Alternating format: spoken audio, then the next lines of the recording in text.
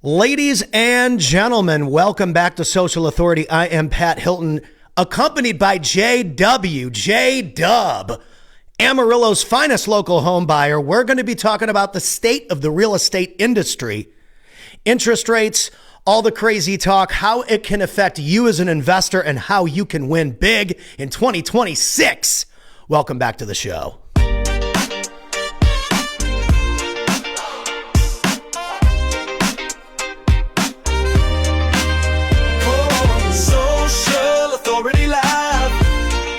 Turning it up, Dallas, Texas, where they leveling up.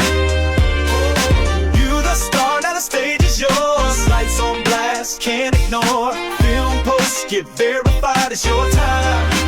Social Authority Live, accompanied by JDUBB. Welcome back to the show. How are you? Happy 2026. It is happy 2026. How's your year been? Dude, it's been good. I'm really just trying to be as consistent as possible. I've really embraced the podcast format. RJ Bates, our King Closer friend, really inspired me to step into that. I'm a pretty good storyteller. I'm a good event host. And I think that the key to me really becoming a great keynote speaker and a really great presenter is to just embrace the tools that I have, interview people like you, help people showcase their expertise, help people get deals, and at the same time, just kind of get great at hosting, because that's what I've always done. I was a bar corner performer and a host for my entire life. So why not use it in a digital format? And so I think RJ has inspired both of us. You're a member of Titanium University. And how has that worked out for you when it comes to understanding how to approach real estate in Amarillo to be a category leader? Yeah, so that's, RJ's biggest thing is, one of RJ's big things is to be consistent as a tree. That's his statement. So being in Titanium and listening to him and watching him, that has helped me to see what that does, to be consistent on social media, to be there every day. It's crazy. You don't realize people that are watching that are like people that don't comment. And then you'll see somebody out in town and they're like, hey, you were talking about, whatever it was. And you're like, that really resonated with me. That helped me a ton. I went to look at a property that a colleague had here in town earlier in the week. And, that's what he was bringing up. He goes, you made me really think about what I want to keep as a rental, what I want to sell. As I was just talking about the cash flow and capital expenditures that it takes to be a landlord. People don't realize what it takes until you start getting those bills. And they can be big ones. You get a sewer line, you get, that there's all those are the big ones that have hit me recently. But, yeah, it's amazing just to be able to, you talk about people that you can reach. And, when you were in the bars, I don't know, there might be 20, there might be 500 people there. Depends on where it was in the day. With this platform, it's infinite, the number of people that you can reach. It never stops. So whether what you're saying resonates with everyone or resonates with one person, that's what we're called to do, is to be here to help others, to share our journey, to share our process and our struggles, to let other people know that the path to where we're at is not easy, was not easy.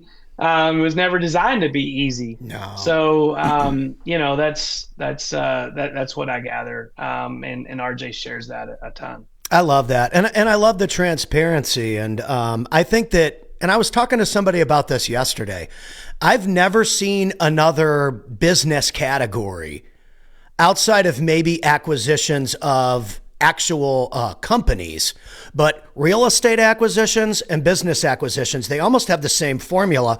You're trying to acquire cash flow at the end of the day, or you're trying to flip a deal at the end of the day. It's one or the other. And you can't do it without people and or funding. And so unless you got $10 million in your bank account, You can't just go out and buy whatever property you want or buy whatever company, HVAC company or whatever that you want. You have to partner with people. You have to build trust with people. You have to find financing. You've got to leverage other people's skill sets. You've got to JV with other people. You've got to give up percentages of your deal to get paid. And I think that people who invest in themselves first understand how important it is to invest in others second, because only when you start investing in yourself do you realize how much help you really need. And the people who are willing to admit that quick are the ones who get the results the fastest.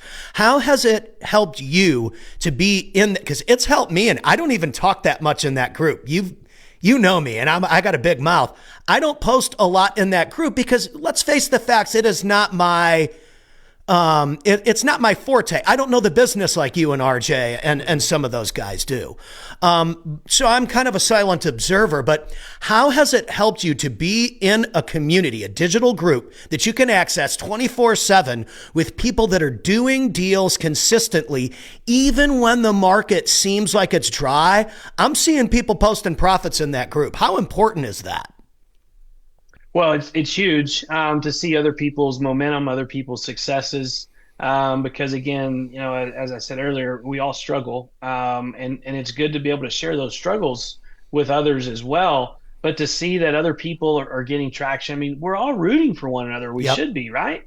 And so it's awesome to see that, to see people when they get their first deal, to see people to have continued progress, and to watch those journeys. Because as we watch those journeys, we're able to see what's working in their business, understand what tweaks we need to make in our business. Because we could be doing, you just a one little tweak can change quite a bit. You don't realize when you're doing something wrong. So it's awesome to be in that community, to be able to have people to bounce things off of, get ideas, again, what's working, what's not. I do want to, I want to back up to something that you, a while ago. You said we're chasing, in business, we're chasing cash flow, and that is accurate. We're also chasing equity, and that's the biggest piece of it. You talk about deals, you talk about funding. Yes, people have to be able to know you, they have to be able to trust you, they have to be able to see what you're doing. But when you bring equity, that opens those doors. Dude, that's love the that. biggest keys. I mean, they're wanting to see what, the partners are wanting to see what you have. I mean, what's the worst case scenario? If JDUBB goes and screws this up, what do I have to fall back on? Can I get my investment back? Well, the only way that happens is with equity, because cash flow gets eaten all the time. Real estate, business, whatever it is, it's a long-term play. Yep. Yes, there's transactional deals that happen, that give you some cash infusions. But for me, ultimately, it's a long-term play. I mean, you're trying to buy equity, and be able to generate cash flow from that equity. So those two go hand in hand. And in my opinion, a lot of times people miss that. They just go after the cash flow. Well, then all of a sudden you have a market shift, you have a market swing, the cash flow goes away. Now you don't have any equity either, and you can't sell it. And it's costing you money every single month. So that is something that I'm mindful of, and I try to stay on top of. Dude, I love the discrepancy. And that's an important thing to note, because a lot of people that we work with either own companies because they acquired the companies, or they built the companies, or they're real estate investors. Like that's pretty much our landscape. Business owners that built it, business owners that bought it, or real estate investors. And real estate investors, like you said, it's a different type of approach, because it's not, like you said, if it's cash flow in an acquisition, that's completely different in a business acquisition than it is in a real estate acquisition. Cash flow can sound great on a deal with no equity, and then something goes wrong, like you said, and now you're completely under, and you're stuck in that deal. Let's talk about the difference there. Buying to create a good equity play. Explain what that means to people who might not even know anything about this.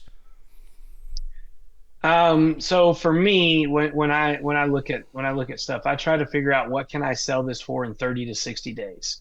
I want to be nimble. I've got to be able to move again because we can have market shifts all the time. And so I'm looking for equity because without that equity, one, it's gonna eat up my cash because the bank's gonna want a certain percentage of equity before they're gonna finance the deal. So you go and you close with hard money or a line of credit, whatever you use. At some point, if you're keeping that long term, then you are going to go to the bank and term that out. One, to save money and interest, because the hard money lenders, I mean, they're charging a premium as they should because they're taking a lot of risk on people that can't get money. But you've got to have enough equity in that deal for the bank to do it. If you don't, now all of a sudden I've got to come up with cash. Well, as I come up with cash, that eats into my ability to buy more deals because you always, I mean, things always eat cash. I mean, my kids eat cash and my house eats cash. All of those things require cash to live every single day, right? Yeah. But the equity is what allows you to scale. It allows you to be able to go to the bank and let them see that you're not over leveraged and that you are a good risk to take. Yeah, that's really good. And when you're looking at a deal and you're analyzing a deal, talk to the people who may need to be buying for equity, because I think a lot of times the wholesale approach gets you to a certain level where now you've got some cash flow. And now you're thinking about, okay, now how do I diversify? How do I create some of these equity plays? How are you analyzing a property to say, hey, this is a good deal or this is a bad deal? Okay. So I want to correct you there real quick, Pat. Correct me, because I don't know shit. Yeah. So I'm just the MC. That's all good. I mean, I give you a little education too. You hang around enough, guys. When I say this, you'll know. Slap me around. There's a difference in revenue and cash flow. Okay. So as you're wholesaling properties, you're generating revenue, and all businesses have to have revenue. Cash flow is money that comes in every month, regardless of what's going on. So there's a difference in the two. So with the rentals, I mean that's cash flow, or should be every month. As I'm looking at that, what's killing people, and some of the reason you've got to have and the cash flow are taxes. Property taxes, especially in Texas, are absolutely crushing me. Oh, I know that. I get calls. Yeah, I bet you do. So, as you go, I mean, property taxes are increasing every single year. Insurance is increasing every single year. Those things are not going to start going down. Like, those things aren't going to change. So you've got to have enough equity that you can be nimble in that. You've got to have enough equity that you can cash flow after you pay your property taxes, after you pay your insurance, after you pay your maintenance, all of those things. So as I look at a deal, I've got I've got some quick tools that I can use, just kind of on the fly to understand. And I do enough of my numbers. I kind of have an idea when I'm looking at something, based on what it's going to rent for, as far as what I can finance at the bank and make the numbers work. So, but even though I've got those quick tools to use, I still come back and I plug everything into a spreadsheet that I created.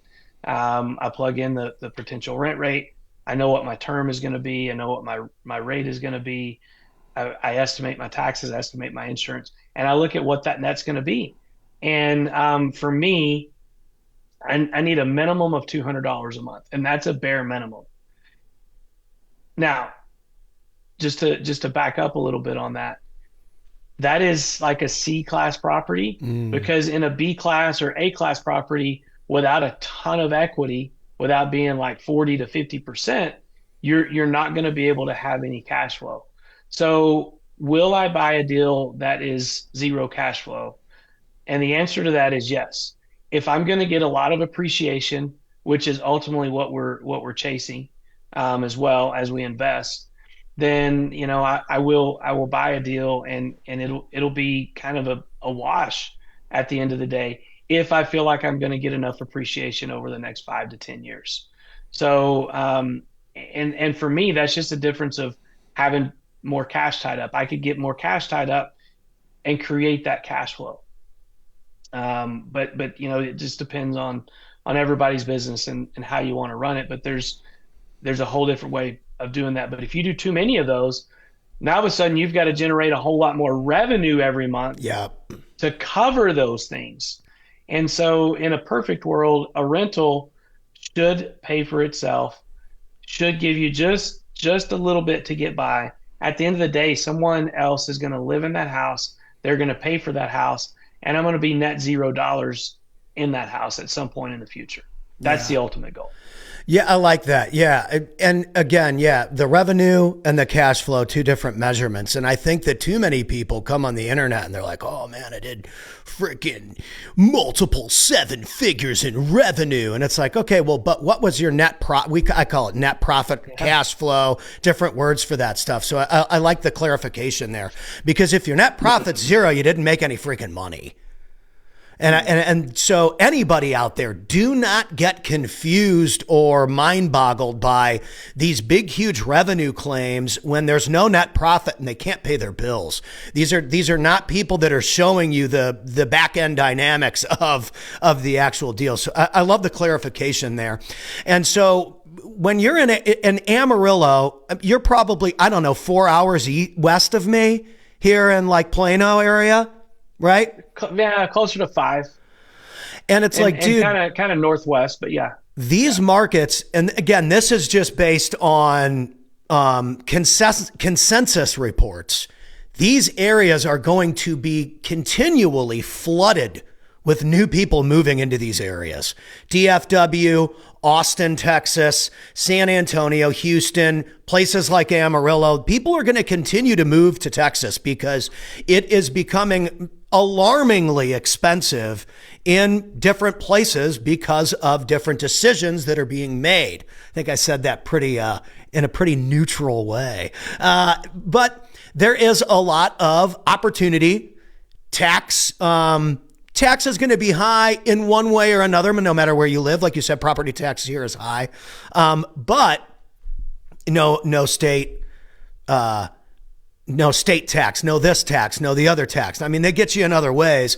But do you believe that people are going to continue to move here? The reports say yes. Does that benefit you as someone who is providing housing for these people? I mean, yes, right? Oh, absolutely. I mean, there's more people coming to Texas. There's more people coming to Amarillo. Amarillo is Amarillo's prime for growth. That's all the projections that I'm hearing. We've got some AI plants that are coming in that are going to bring, they're bringing some construction jobs right now. Good. Ultimately, they're going to bring some long-term jobs, create some revenue that's going to go back into the economy and continue to grow. There's only so many places that people can be, right? Like, I mean, there's only so many people that can fit in Plano. Like it's got to expand. Kind of like my pants as I eat too much. I mean, At some point I got to go get some new ones. So, I mean, at some point we got to move to different places. So people are gonna come, whether they're coming from California, coming in because of cost of living or whatever. There's more people coming in. Absolutely, I'm going to benefit from that. That is a long-term play for me. So as people continue to come in, it's just going to raise property values. And, over time, it's not going to happen. It's not going to happen in a short window. Mm-hmm. For me, my rentals, that's my retirement. That's the only reason that I have them. I don't really trust the stock market a ton. I don't know the people that are participating in that. I don't know what they're going to do that's going to cause shifts in it. I have zero control over it. I can't go out, look at it. I can't touch it. It's just a piece of paper. A house for me, I can walk out and I can go touch it. And at the end of the day, if I make a mistake, I can look myself in the mirror and go, okay, I paid too much for that. I put the wrong tenant in there. I made this the wrong decision. I made this wrong decision. Whatever it is, I get to look at myself and I get to answer that. Right. Yeah. I mean, I mean, you got the S&P over time. I would argue that it has had positive returns, but it's a guessing game, and not everybody wants to play that game. The other thing is, and like I brought up earlier, when it comes to acquiring stuff that can produce income, you get into an area of, okay, well, what do I want to buy? And it always, for me, at being, again, I learned business from being in the green room with business experts. I don't consider myself a business expert, but I've had conversations with a lot of people that are. And they're acquiring either properties or companies. And I don't really see that much in between that is producing something that is tangible outside of those two things, because they're both assets.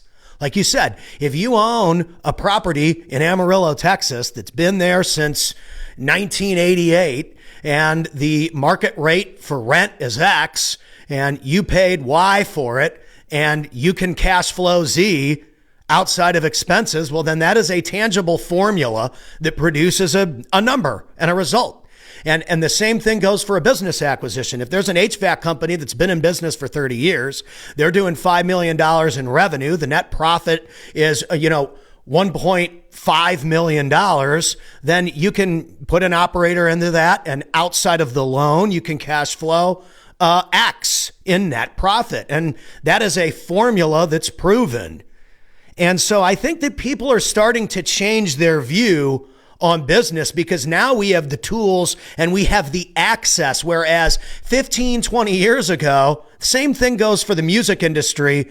25 years ago, if you didn't have a record deal, no one heard your music. Now, what do I need a record deal for? I could record something with my guitar right now, post it on TikTok, and be the biggest thing on the planet tomorrow morning. What do I need Time Warner for?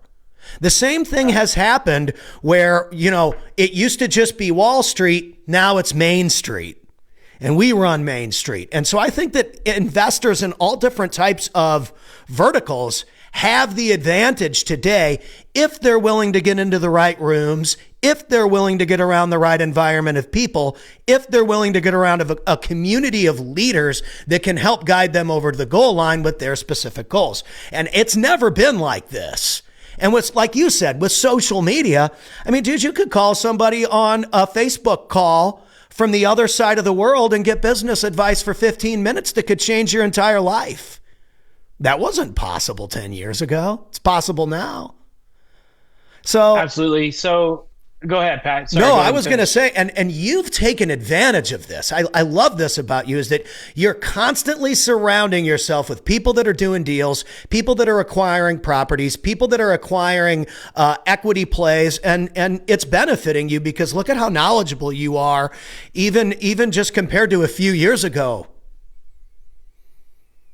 Oh, for sure. So the two best things that I ever did. One, I got a local mentor here in Amarillo, which I recommend everyone to have at least one. And then I found RJ. So those were the two things. I get knowledge from each one of those people almost on a daily basis. Michael Dodson here in Amarillo, and obviously RJ Bates, each have different skill sets that I listen to and I gather. So, but going back, all those people that you were in those rooms with, you learned by listening to them and not trying to be the smartest person in the room. You were listening to what they had to say. Now, whether how much application or how much you gathered in, it really doesn't matter. Now you know just a little bit, and now you can go take someone else. You take a little piece from everyone, and now all of a sudden you mold that together, and that shapes who you are. But going back even further than that, it takes investing in yourself. It took me a long time to invest in myself. I spent 20 years working for someone else. I learned a ton of things that I'm able to use now. Had I invested in myself at a younger age, who knows where I would be right now. I probably would have fallen a few more times because obviously we make a lot more mistakes in our youth than we do as we age, because we learn some of those things along the way. But you're going to pay for your education one way or another. And And by investing in yourself, that's a great way to do it. 100%. And I think that so many times people are just afraid of themselves, and they're almost afraid of their own potential. What if everybody sees me get my ass kicked? What if everybody sees me get beat? What if I lose? What if I lose all our money? And I think that, and I was texting a buddy about this yesterday. For so long, I just wanted to play the guitar and sing songs, and that's all I cared about. And since the only person that really I had to take care of was me, it didn't matter. All I needed to do was get my skill set up, and eventually, if I was willing to work hard enough, which is the old American, philosophy, I'm going to make it anyway. Fortunately for me, that ended up kind of working. We're kind of making it a lot better than we were 10 years ago singing for $100. But the reason why the connection was made and I didn't fail was because I was willing to invest in other people too. And this is what you did. You invested, you clearly went out and said, I'm going to pay you money if you can help me. And there's three ways that you can invest in yourself. You can pay someone else money, or you can give someone your time, and you can give someone value. And when you don't have any money, the only thing you have is time and value. And that was all I had. And so I would just give people a song, give people a performance, show up and play for free. And it was Elena Cardone, Grant Cardone's wife, that found a video I made for him that was absolutely hilarious. Clearly she has fine taste, because look at her husband, and fine taste in music, obviously with my jingle, and, gave me an opportunity to go out and perform this jingle that got millions of views on his page. Had I not given that away for free and been confident enough to put the time and the energy into giving that away, I don't know that I would have broken into this scene of business people and conferences and influencers and gurus and experts, because I would have never made myself available for those people. So for the people out there that have absolutely no money, I totally get it.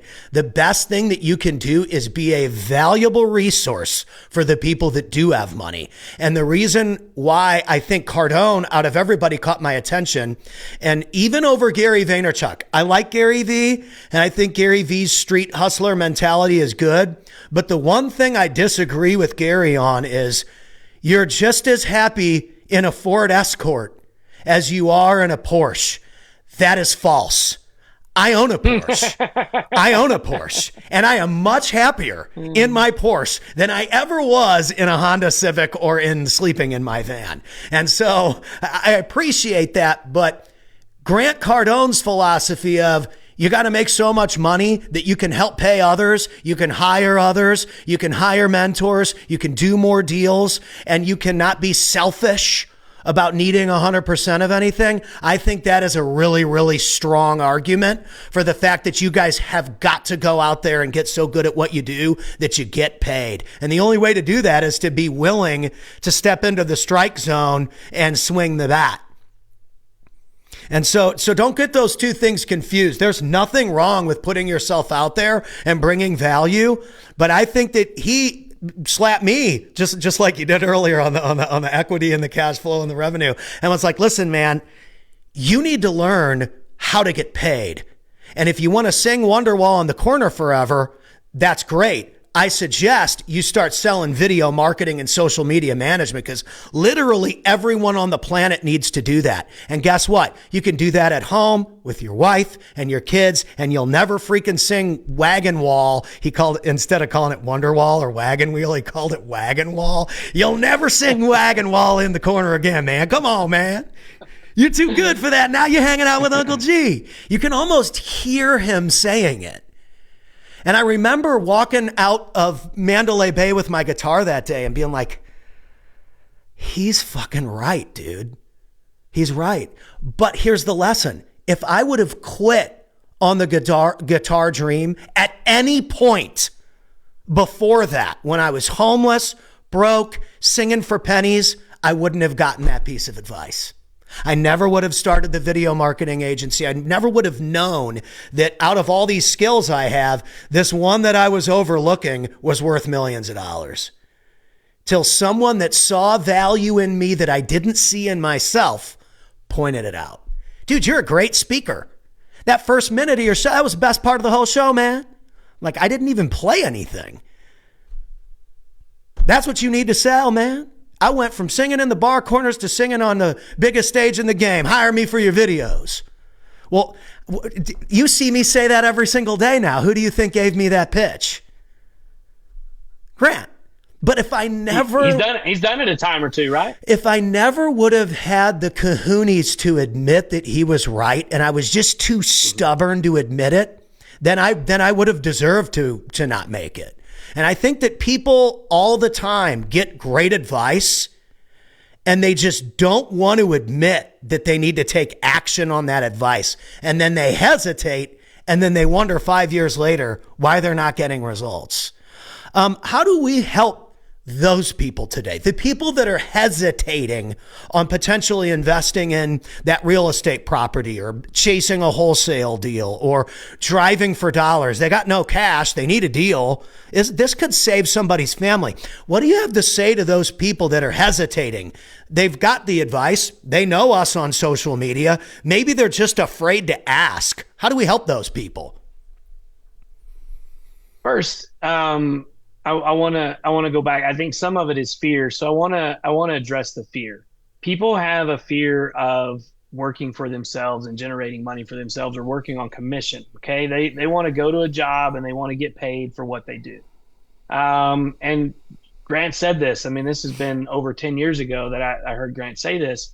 But he said that we're all working on commission. When you're working for someone else, they're just determining what that commission is.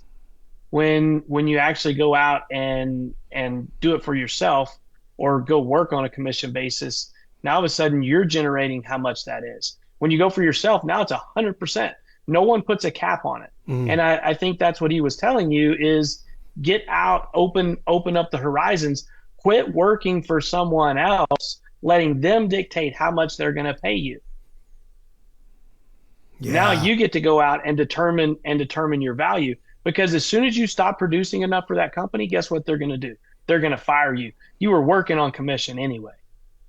So that's the first thing is overcome that fear.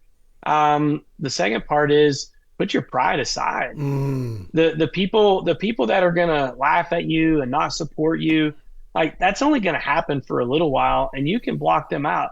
You've experienced that. Some of this is easier said than done. I've experienced some of it myself.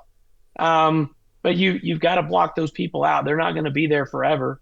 And if you get up and you keep fighting every single day and you take massive action, it's going to happen at some point. Right. You had a belief that was strong enough in your gut that what you were doing is what you wanted to do. And eventually it paid off. You had to take some lumps along the way. I'm sure somebody else told you something that you didn't listen to at some point. I'm sure there were people that told you to quit. I'm sure there were people that told you other things. You could have taken some of those paths. You might still have ended up on the same path. You still had a love for music. That love was not going to go away. But reach out. There's plenty of people that want to help. The other side of that is I learn more when I teach than when I'm actually sitting down learning. So I love teaching. I love talking about what I do.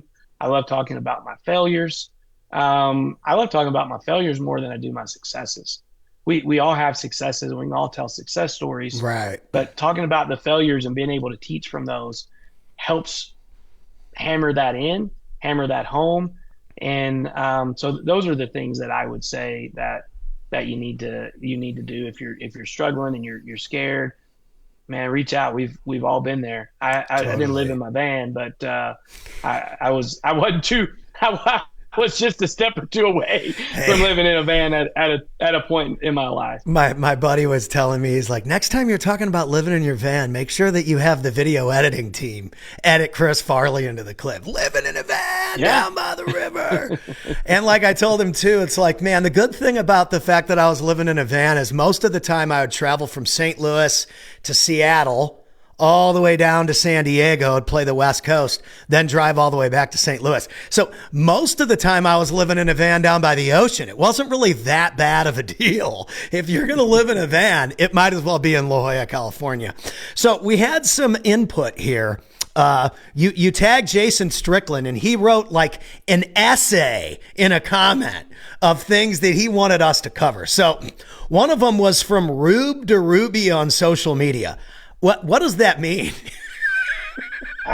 I'm not sure exactly what that means. Jason likes to visit or likes to talk in poems. Let's see. Rube to Ruby. Let's see what Google says about that. I would say it goes from somebody that's just starting out and you have no idea where you're going to go, and you get out and you flex the muscle and you do it every day, and then it becomes fun.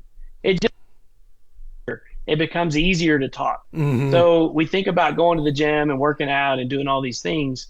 Well, we've got to flex the muscle of turning the camera on and talking to people about what we're doing.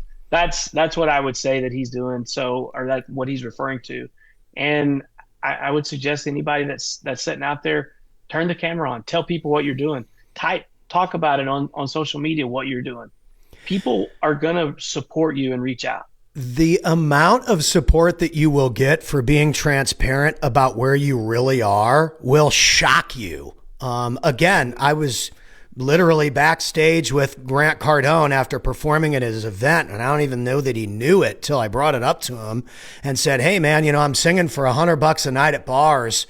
How do I get out of that? What do I need to do? And he's like, dude, sell the video marketing, man. Look, you can sell that to anybody and you be home with your wife and your kids, man. Come on, man. And I'm like, oh yeah, the video marketing. Like, dude, be a social media manager, man. This guy right here, this guy with the camera, he edits and posts all my stuff for me. So I don't have to think about it. This guy saves me hours and hours and hours and hours of time, helps me generate leads and make money. You could do that for any company on the planet from your friggin' spare bedroom. And I was like, wow. And I just did it. Probably arguably the best advice I ever got in my life, because I was completely overlooking that skill set and just thinking like, oh, well, I do it for myself every single day, but I didn't think about how valuable that is for someone else. Sell an experience, not a contract. I thought this piece of his comment, Jason Strickland, was really good. Break down what that means. Obviously, you're the real estate expert here. Selling an experience, not a contract. How do you go about doing that? Yeah. So for me, I mean, the biggest thing that I need to understand whenever I'm talking to a seller is what their motivation is. Like, I need to understand what's going on. Why did they contact me? There's realtors all over the place. They could have reached out. I mean, there's 600 some odd realtors in Amarillo alone. Why do you need me? I might not be the right fit for you. So let's talk about why you need me and what purpose I'm going to serve. And I'm going to be there with you and walk you through each step of that process all along the way, and try to guide you through that. Not that a realtor can't do that. A realtor can absolutely do that. And again, realtors do not specialize in doing things very quickly. If you need, I can close in 3 days. As long as title comes back, as long as everything's done.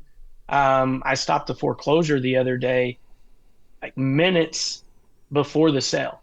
Like, I stopped the auction. I paid the arrears the day before. It wasn't going through. The mortgage company wasn't talking to the attorney that was doing the foreclosure. I spent a day and a half working on stopping that and saving a guy's home for him.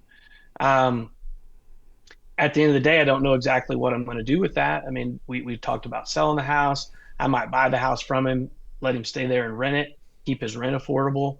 There's tons of things that can happen, but again, right up until the last minute, they finally got the paperwork stopped. I walked up to the trustee that was holding the sale, and I was like, okay, I need you to call them. I've got them on the phone right now. I need you to pick up the phone, talk to them. They're going to tell you everything's done. We stopped the sale. So that guy went from getting nothing to getting a little bit of something, because he was not going to get anything if the house went to foreclosure. Interesting. He waited until the very last minute. I don't recommend that. Like when you start getting those notices, like they're not kidding. When they tell you they're going to sell your house on January the 2nd or the first, whatever the first Tuesday of the month is, they're going to sell the house that day. Yeah, they're not kidding. It's not a joke. It's for real. Whether that be foreclosure, whether that be tax sale, whatever that might be. The other side of that is, people inherit properties, and there's emotional ties to those. I completely get that. People will hold on to those properties for a while, and then they're ready to sell them. Sometimes they hold on too long, and the properties deteriorate. Houses are not made to sit unlived in. Houses are designed for people to live in. I don't know why it is. You can live in it and treat it like crap. It's going to hold up better than if it's just sitting vacant, because it's going to start falling apart.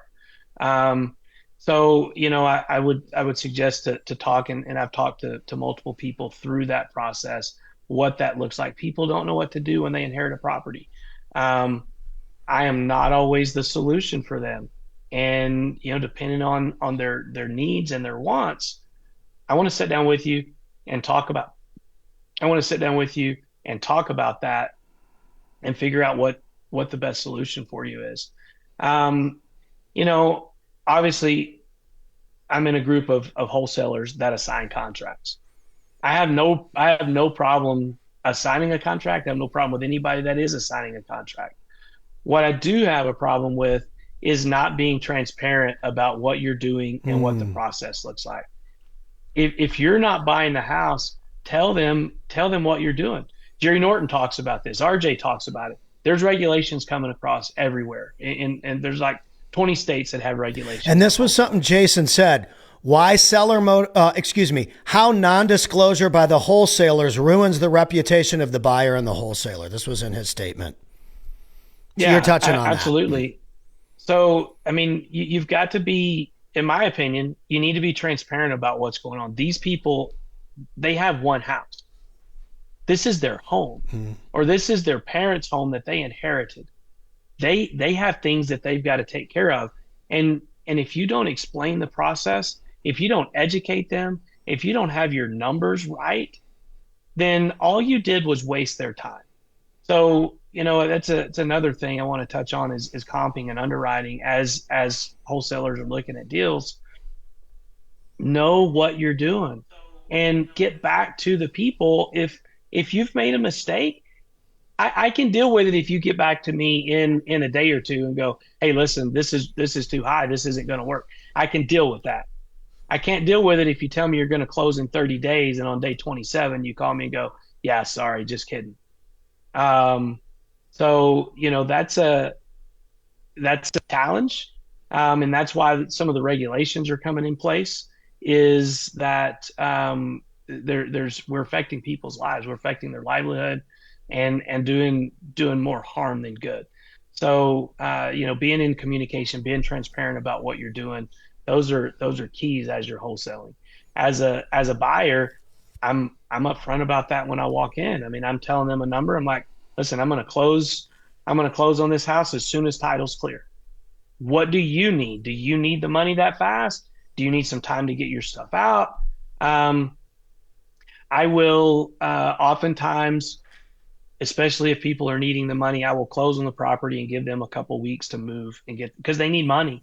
They don't have any money. They're calling me because they don't have the money to do what they need to do. Mm-hmm. And so I'll buy the house, get them the majority of their money up front. I will hold some money back and then give them a couple weeks to move. Once they're out, they'll get the remainder of their money and they're able to go on to the next chapter of their life, whatever that looks like. Yeah, that's good. We got the King Closer in the house showing love to J.W. Epstein, the #1 local home buyer in Amarillo, Texas, folks. You heard it here on the Social Authority Show where we really do it. Let's see what else he said here. Appreciation of a real rental portfolio inside or outside of a self-directed, tax-deferred, or tax-free account. Do the math. I mean, this guy's all over some shit on this comment, bro. So self-directed, tax-deferred, or tax-free account. Yeah, what does that even mean? Some people might not even know what this shit means. Let's start with, What is a self-directed, tax-deferred account? What is that? Yeah. So a lot of people have IRAs. So you go to work and you have a 401k, you move and you transfer that to an IRA. So you can actually get a self-directed IRA. You can buy property in that IRA, and that is tax deferred, just like you buy stocks. Yep. I mean, that's what it's designed for. It's designed for an investment. So you can buy a rental property, let's say for $100,000. Within your IRA. And yes, you've got to pay for different things. I mean, the rent doesn't always cover all expenses. So you spend your money out of your IRA. That house that you paid $100,000 for, when you get ready to retire in 15 to 20 years, it might have doubled in value. You're not going to pay you're going to pay the taxes at that point based on what you pull out within that IRA.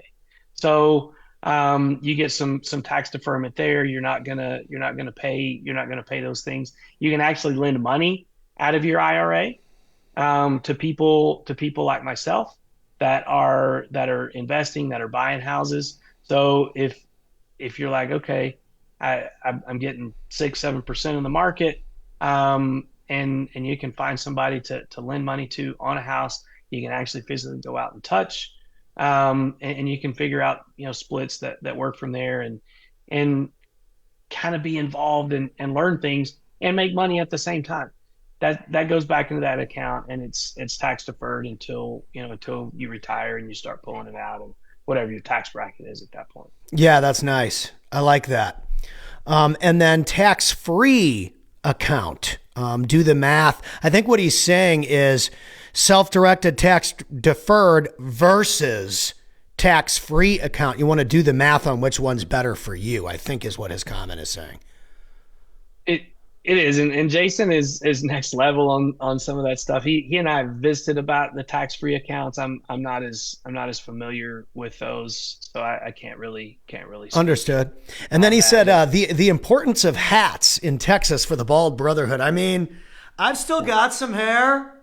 But I mean, it's thinner. It's not the luscious locks that I used to have back in the 2010 era of Pat Hilton, the entertainer.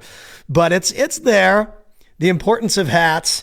And then he also said, and this is disputable, but it might be true. Texas A&M football is in a better position than Texas football. Do you agree or disagree with this statement?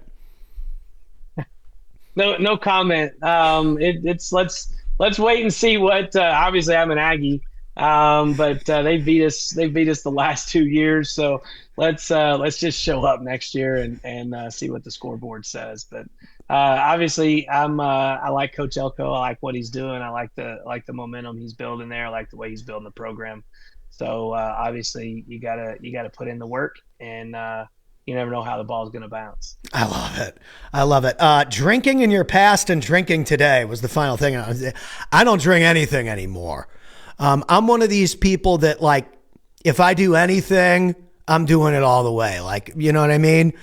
Met my wife and like, I wanted to marry. I fell in love. I wanted to marry her. We're still married. Probably took her a second, but I was ready to go. You know what I'm saying? And so, if you're like that, like I am, even with the music, I was willing to die to succeed as an entertainer. I've pivoted to a lot more podcasting, video marketing and that, but it's still Pat the Entertainer. Same thing I was doing as a class clown in third grade at Glenridge Elementary School. It's just that I found a way to help other people entertain their audiences. So I don't drink anything anymore. In fact, I would even argue that If anyone out there that drinks alcohol took 30 days away from alcohol and you were unable to measure significant cognitive benefits and performance benefits, I would be shocked. I don't know. I don't think you're that big of a drinker either. Not anymore. I'll have a glass of wine or I'll have a drink at dinner occasionally, but it's absolutely completely different. I want to talk on, we share a gene when it comes to that. I mean, the alcoholism, the addictiveness, and you've got to find what you're going to do. So what you just said about taking that 30 days and finding that energy to put it into something else, that's the key. So if you've got that gene, which most entrepreneurs do, like you just got it, like you can't get enough of it. You get just a little bit, and you gotta have more. You gotta have more. Find something positive to put that into. When you look back at how alcohol makes you feel, the decisions that you make, I mean, all of those things. And again, I don't think there's anything wrong with having a drink at dinner occasionally. But to go and to have, it's just as easy for me to have 3 as it is to have 10. Because once I get started, I mean, I just want to keep going, and I've got to set those guardrails and those parameters with what I'm going to do and the mindset, that I'm in at that time. But you take those, you take about how it makes you feel the next day. Nowhere in the world is it worth it. So I think you're 100% correct on that. And how long on your sobriety? I know you've said, and you're close to 10 years now. Is that right? Close. I think I'm closer to 8 years. I have the exact sobriety days here. Hold on, let me pull. I have an app called Nomo, and I have it all plugged into here. Looks like they changed the format here a little bit. My clock, 2,677 days. Let me ask ChatGPT how long that is, real quick. How many years is 2,677 days of sobriety? I think sobriety is a superpower. I think sobriety is a superpower. And I think that anybody, 7.33 years, 7 years and 4 months. So yeah, so September of 2018, I got a second DUI. It was a few months after I played that Cardone job. We were just starting to get some podcast clients. It took me a couple months to get them. I was still singing in the bars because I had to pay the bills. And it was almost like I was transitioning into this different person, but I was still stuck in the same environment that I was in. And eventually that environment self-destructed one night. And I don't have a fancy story for how that happened. I literally was barely over the legal limit, but it's zero tolerance in California because I already had one offense. It was really, really even stupid for me to even think, why am I going to drive? But this was pre-Uber. 2018 was like pre-Uber era. Nobody was using Uber. So if you come into the comments, you're like, why didn't you just call an Uber, dumbass? Because they didn't have it, dumbass. And, Laguna Beach was an hour and 20 minutes from my apartment, which makes me even stupider for thinking that I should make the drive. But the moral of the story is when you put that stuff in your body, it fucks with your brain. It impairs your decision making, and you don't realize that till you're not doing it anymore. That's why I said, if you take 30 days, if you're someone who is I'm a chemical abuse. I abuse the shit. I don't even think there's a point in having one drink. Why the fuck would anybody have one drink? Nobody drinks alcohol because it doesn't make them feel awesome. If alcohol didn't make you feel awesome, nobody would drink it. But it doesn't make you feel awesome till the second or the third one. Now, the difference between me and my wife, she's not a chemical abuser and she's not an alcoholic.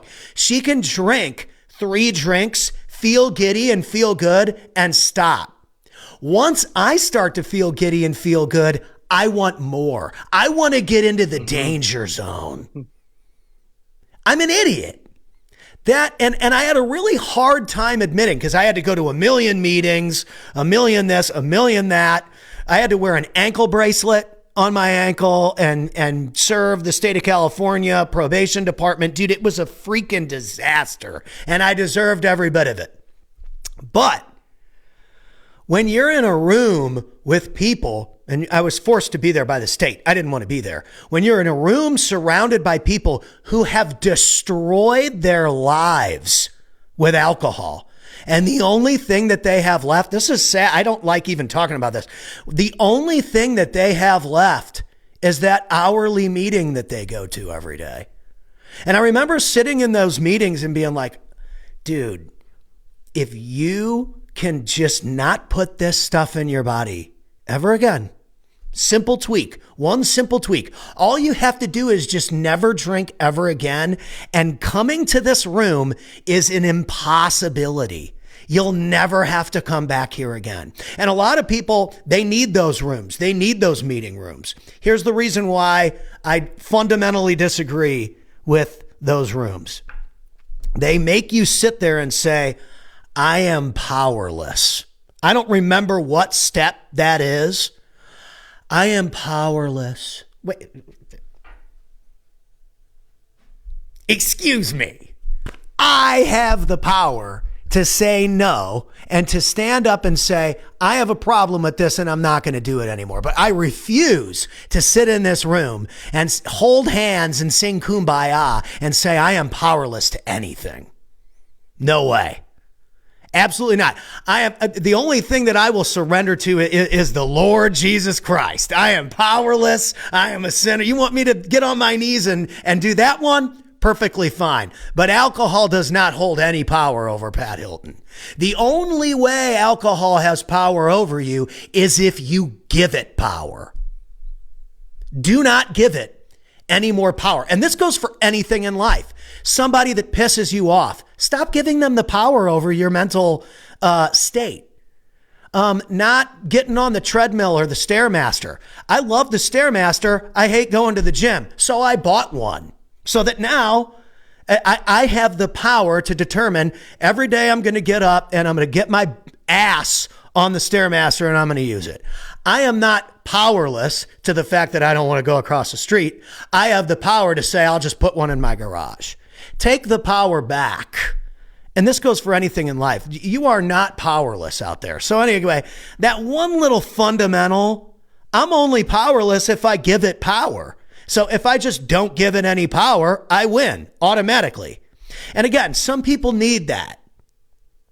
But so I want to ask you this, Pat. I want to ask you this.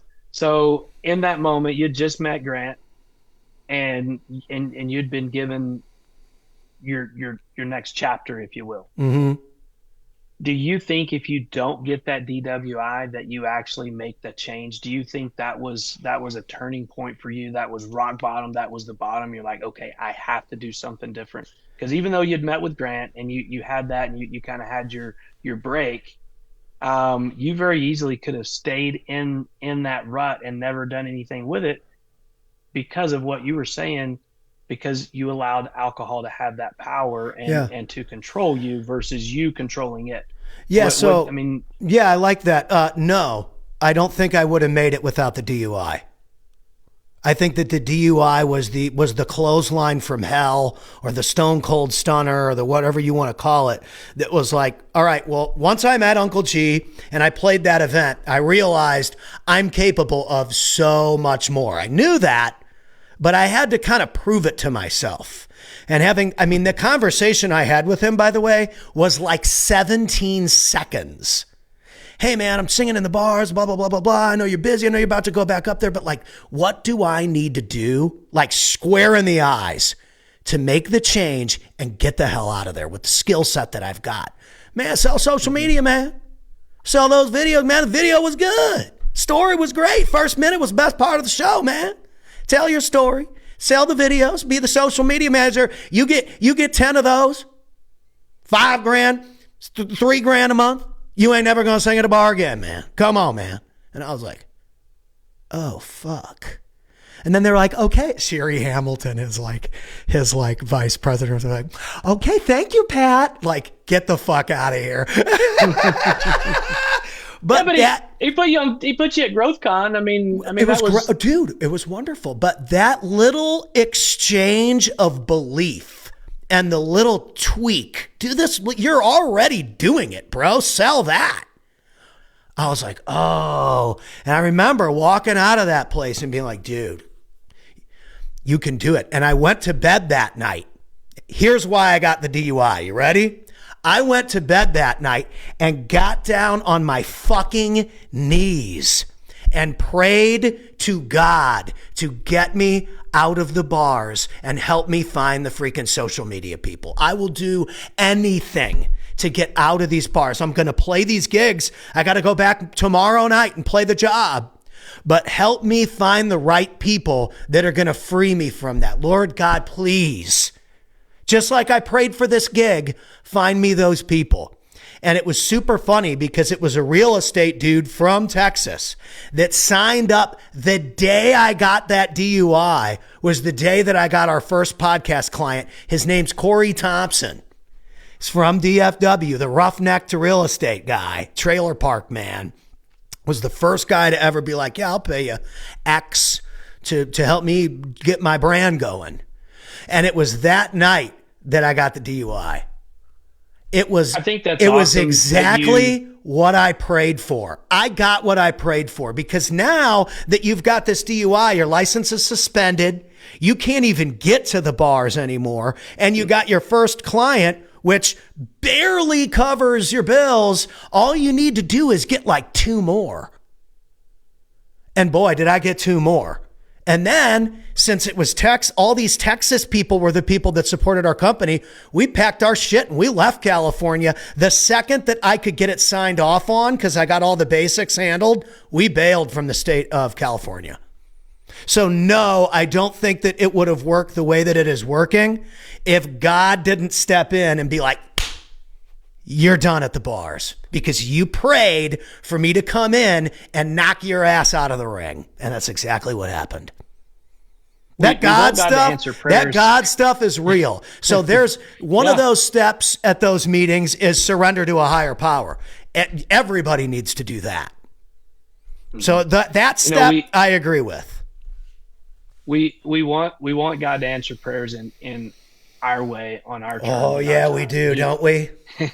He doesn't do that. No, that's not how it works. So, no, not at all. And sometimes it takes the 2x4 upside the head to get us where we need to be. And it wouldn't have worked. It wouldn't have worked without that. It wouldn't have worked. Yeah, it's a good question, awesome. And it's 100% no way. Because and again, we've been talking about the music and stuff too. Like, I've got a new album coming out with the same guys I used to play with out in San Diego. We've been working on the record for like 2 years. It's straight fire. And I wanted it to come out in 6 months and go number 1 and blah, blah, blah. And it's like, God's like, nah. Oh, it's going to take more time than that. And you know what? That's probably why maybe in a year or two, we'll come back to this conversation and be like, it accidentally still worked, but it wasn't on my timing, because it's never on your timing. And that is one thing. Like I said, if you're going to surrender to anything or be powerless to anything, be powerless to the fact that you are not in control and that God is in control. I 100% believe that. Just like I prayed for, please give me an opportunity to perform my guitar in front of the right people. And then when I finally got that opportunity, which I believe was Grant's event, then it was like, okay, well, gosh, get me out of the corners. Now I have to pivot. And how am I going to do that when I'm stuck? I'm trapped. What am I going to do? And they were like, all right, well, we're going to throw you in the slammer tonight. And so, yeah, that's when you're like, okay, well, life gets really real, really fast. And so if you're out there and you're having any types of struggles with any of the things that we've discussed, real estate, business, chemical abuse, I mean, dude, message somebody. It doesn't have to be me. It doesn't need to be JDUBB. Message somebody. Talk to somebody. Because I would hate for you to run into the same concrete wall or the Mike Tyson KO punch that I've had to run into by just being trapping myself in situations that I had to fight out of the corner. It's much better to stay ahead on points. I agree. And people need to absolutely reach out, but I think sometimes some of us need that punch. Some of us need that gut punch to realize what it is. Because I'll tell you, I was willing to die to make it with the guitar in my hand. And the only way you lose is by not getting back up. And that's the only way that you lose. And the only way that I was going to pivot was if what happened. And I prayed for a pivot, and that guitar, I had to take a break. I think it made me a better songwriter. It made me a better creator. Definitely made me a way better speaker and storyteller. And I think that will be reflected on the new music that people hear this year. That's awesome. Yeah, I can't wait to hear it. It's going to be good, man. I've heard a little piece. I sent you a couple little samples, a couple little dirty demos. It's all stuff that people have experienced. It's all stuff that entrepreneurs deal with every day. And it's all about getting back up and getting back in the fight. And I think that with where we're at right now, with how people feel on the left and right in America and all over the planet, it's people need to feel inspired and loved right now. And I think that, again, what perfect timing for an album called Rise to come out. And so obviously this is about real estate, but if you don't rise in the morning and go after your dreams, you'll never be like JDUBB, the #1 wholesaler in Amarillo, Texas. So, ladies and gentlemen, if you have any questions, please reach out to us. Make sure to follow and add him as a friend. And my friend, as usual, appreciate your time. And let's do it another time soon. All right. Love it, Pat. Awesome. Have a great day. Rock and roll. Yes, sir. Rock on, y'all. Can't ignore film posts get verified.